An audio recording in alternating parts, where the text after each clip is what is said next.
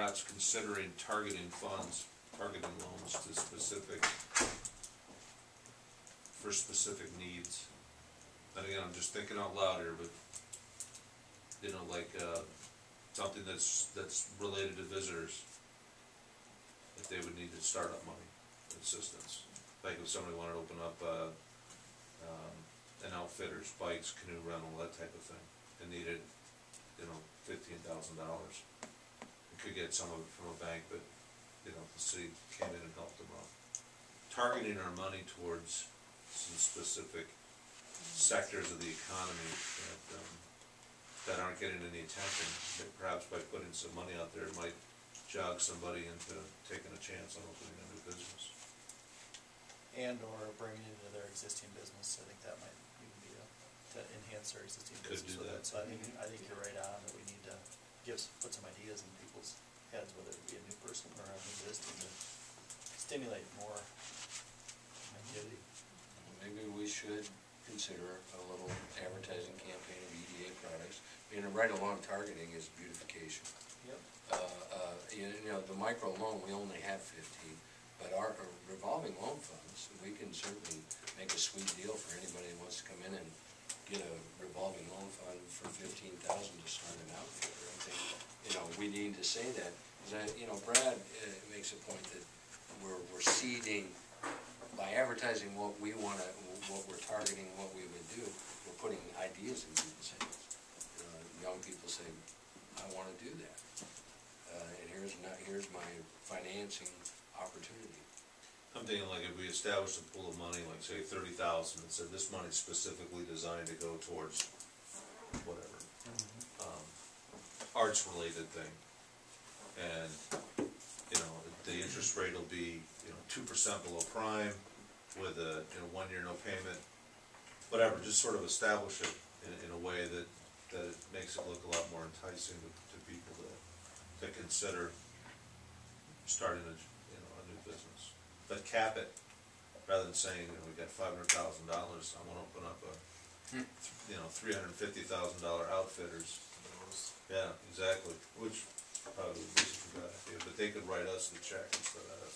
And it also encourages looking for us to fill a gap. Right. You know, I would think on that targeting, we'd want to have 2 or 3, maybe 4 categories. Yep. So it broadens it. Something to think about. Yeah. Could be technology related, artisan foods. You know, Matt's Farm, there's Featherstone, there's others in the area. Value-added food products here in town.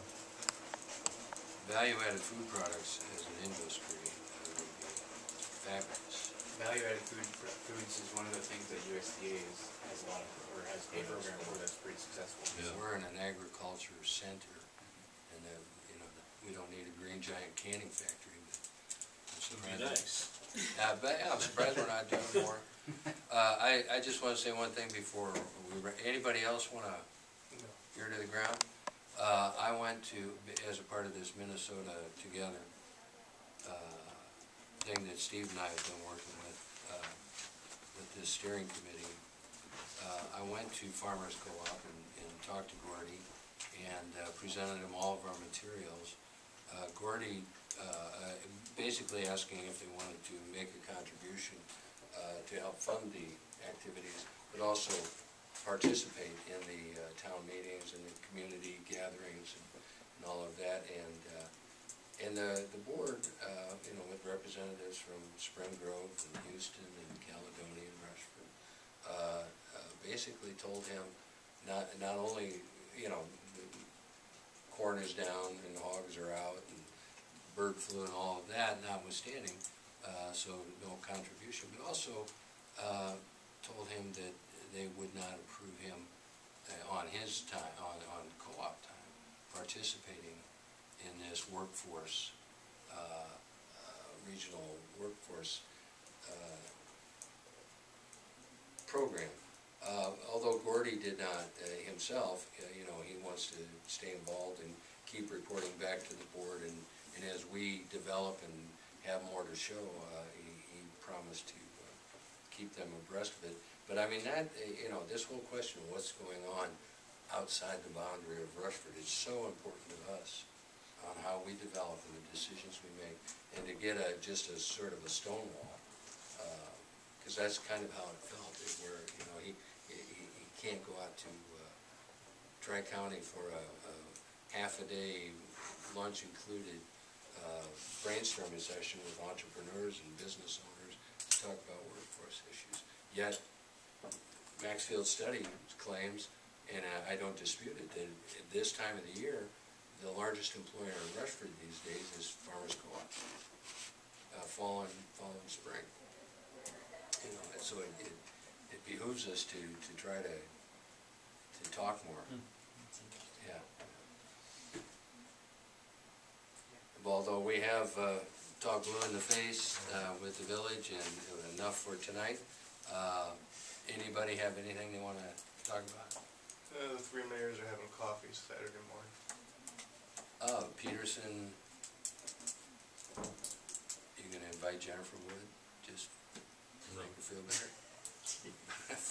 Okay, I'm getting loopy. Let's not be catty here. Yeah, okay. Motion to adjourn. Because we're this close to making the family fair, too. Well, I was gonna say, we need a village help. We got the motion? Brad, you know. Okay, thank you guys. We don't need any nation building. This is how democracy works. It's funny, Tom, that you mentioned that you were told not to spend time doing that, because I spent 2 hours on Monday over in the village at a